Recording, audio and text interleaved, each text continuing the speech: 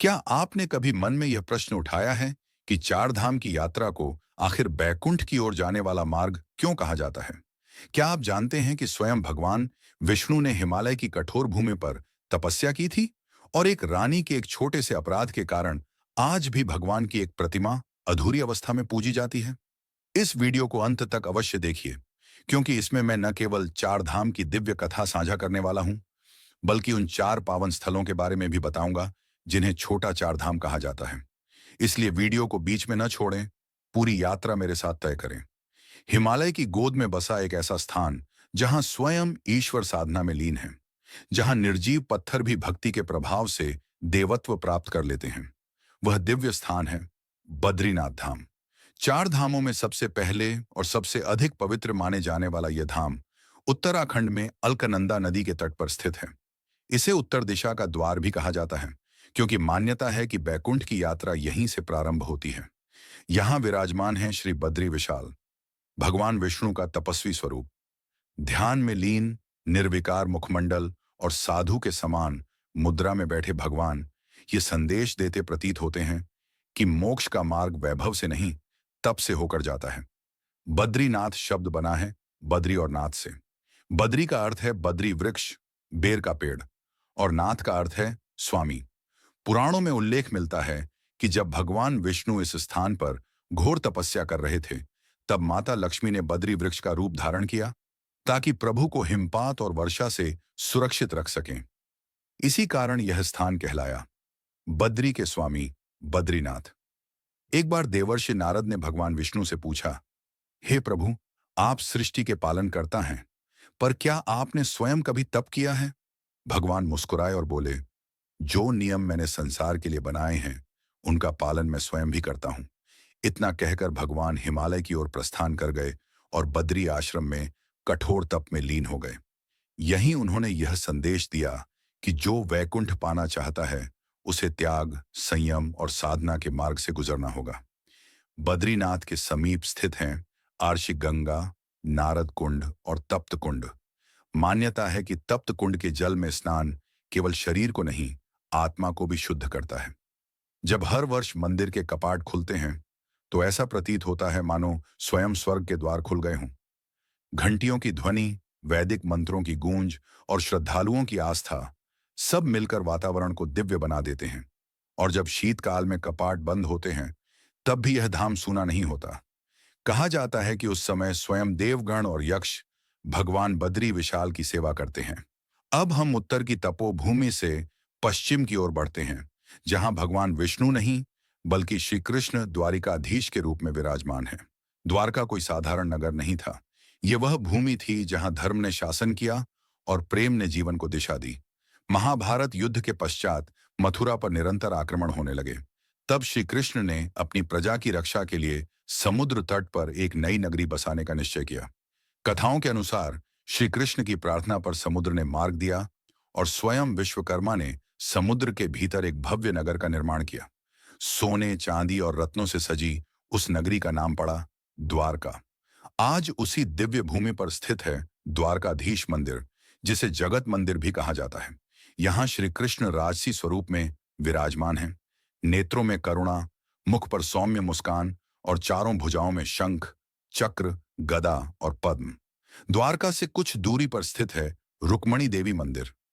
एक लोक कथा के अनुसार एक छोटी सी भूल के कारण देवी रुक्मणी को मुख्य नगर से अलग निवास करना पड़ा। यह स्थान प्रेम और विनम्रता की सीख देता है। गोमती घाट पर स्नान कर भक्त अपने पापों का प्रायश्चित करते हैं और फिर भगवान के दर्शन को जाते हैं।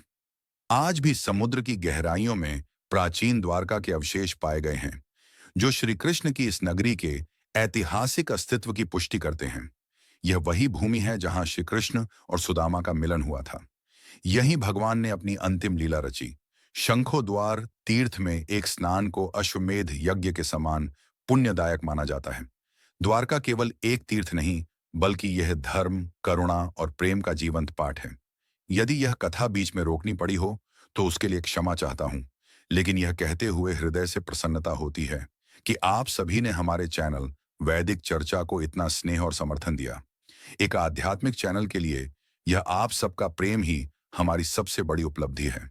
आपका साथ बना रहा, यही हमारी प्रार्थना है। अगर आप अभी तक इस आध्यात्मिक यात्रा के साथी नहीं बने हैं, तो अभी चैनल को सब्सक्राइब कर लीजिए, क्योंकि आपकी श्रद्धा, आपकी सहभागिता और प्रभु की कृपा, यही हमारी असली शक्ति है। अगर यह कथा आपके हृदय को छू रही है, तो एक लाइक जरूर दीजिए। अब आइए आगे बढ़ते हैं अपनी दिव्य यात्रा में। जगन्नाथपुरी, जहां भगवान स्वयं भक्तों के द्वार आते हैं, हमारी यात्रा अब पूर्व दिशा की ओर मुड़ती है, उस पावन धरा की ओर जिसे जगन्नाथपुरी कहा जाता है। चार धामों में यह एकमात्र ऐसा तीर्थ है जहां भगवान विष्णु अपने बड़े भाई बलभद्र और बहन सुभद्रा के साथ विराजमान हैं। यही वह भूमि है जहां हर वर्ष आस्था का महासागर उमड़ पड़ता है, रथ यात्रा के रूप में। इस पर्व में भगवान स्वयं अपने मंदिर से बाहर निकलकर भक्तों के बीच आते हैं। पुरी का अर्थ है संपूर्ण सृष्टि और जगन्नाथ, अर्थात समस्त संसार के स्वामी। यहाँ स्थित देव प्रतिमाएं अद्वितीय हैं। विशाल लकड़ी से निर्मित ये विग्रह सदियों से उसी रूप में पूजे जा रहे हैं। इन्हें केवल मूर्ति नहीं माना जाता, बल्कि जीवंत चेतना का प्रतीक कहा जाता है। एक पौराणिक कथा के अनुसार राजा इंद्रदुम्न को स्वप्न में स्वयं भगवान ने संकेत दिया कि समुद्र तट पर एक दिव्य लकड़ी प्राप्त होगी, जिससे उनका स्वरूप गढ़ा जाए। पर शर्त यह थी कि निर्माण के समय कोई भी कारीगर को देखे नहीं। जब कार्य के दौरान लंबे समय तक कोई ध्वनि नहीं आई, तो उत्सुकता में द्वार खोल दिया गया। प्रतिमाएं अधूरी थीं। तभी आकाश से वाणी हुई, यही मेरा स्वरूप है। आज भी वही रूप जगन्नाथ, बलराम और सुभद्रा के रूप में पूजित है। रथ यात्रा के दौरान ये तीनों देवता भव्य रथों पर सवार होकर गुंडीचा मंदिर तक जाते हैं। यह दर्शाता है कि ईश्वर केवल वैकुंठ में नहीं, बल्कि अपने भक्तों के हृदय में निवास करते हैं। उस दिन कोई भेद नहीं रहता, राजा हो या साधारण व्यक्ति, सभी एक साथ रथ खींचते हैं। पुरी का महाप्रसाद केवल भोजन नहीं, बल्कि समान रूप से बंटने वाली दैवी कृपा है। यही वह धाम है जहां चैतन्य महाप्रभु, मीरा और तुलसीदास जैसे महान भक्तों ने ईश्वर की अनुभूति की। कहा जाता है, जो भी सच्चे मन से यहाँ आता है, वह कभी खाली हाथ नहीं लौटता, क्योंकि यहाँ स्वयं जगन्नाथ कृपा का हाथ बढ़ाते हैं। रामेश्वरम, जहां राम और शिव एक हो जाते हैं, अब हमारी यात्रा पहुंचती है दक्षिण भारत के अंतिम धाम रामेश्वरम। यह स्थान भक्ति, शौर्य और क्षमा का अद्भुत संगम है। यहाँ भगवान शिव का वास है, पर इस तीर्थ की स्थापना स्वयं श्री राम ने की थी। लंका पर चढ़ाई से पहले श्री राम ने यहीं शिव की आराधना की और एक शिवलिंग की स्थापना की, जिसे रामनाथ स्वामी कहा गया। इसी कारण इस स्थान का नाम पड़ा राम प्लस ईश्वर बराबर रामेश्वरम। विजय से पूर्व श्री राम ने शिव से आशीर्वाद लिया और तभी से यह स्थल अत्यंत पुण्यदायी माना जाता है। आज भी वही शिवलिंग यहाँ मुख्य आराध्य है। रामेश्वरम केवल एक मंदिर नहीं, बल्कि आत्मा की शुद्धि की यात्रा है। यहाँ 22 पवित्र तीर्थ कुंड हैं, जिनके जल का स्वाद, ताप और प्रभाव अलग अलग माना जाता है। मान्यता है कि इनमें स्नान करने से जन्म जन्मांतर के दोष समाप्त हो जाते हैं। समीप ही स्थित है धनुषकोडी, वह स्थान जहां से श्री राम ने वानर सेना के साथ समुद्र पर सेतु निर्माण का आरंभ किया था। आज भी उपग्रह चित्रों में राम सेतु के अवशेष दिखाई देते हैं, जो विज्ञान को भी सोचने पर मजबूर कर देते हैं। कहते हैं, यहीं श्री राम ने शिव से कहा, आप मेरे आराध्य हैं और जो मेरे भक्त होंगे वे पहले आपकी पूजा करेंगे। इसी परंपरा से यह मान्यता बनी कि राम से पहले शिव की उपासना की जाती है। रामेश्वरम हमें सिखाता है कि भक्ति में कोई ऊंच नीच नहीं, सच्ची श्रद्धा ही सबसे बड़ा धर्म है। छोटा चार धाम, हिमालय की गोद में मोक्ष पथ। अब जानेंगे उन 4 तीर्थों के बारे में जिन्हें छोटा चार धाम कहा जाता है। केदारनाथ, बद्रीनाथ, गंगोत्री और यमुनोत्री। ये चारों धाम हिमालय की गोद में बसे हैं और आध्यात्मिक दृष्टि से उतने ही पावन माने जाते हैं जितने 4 मुख्य धाम।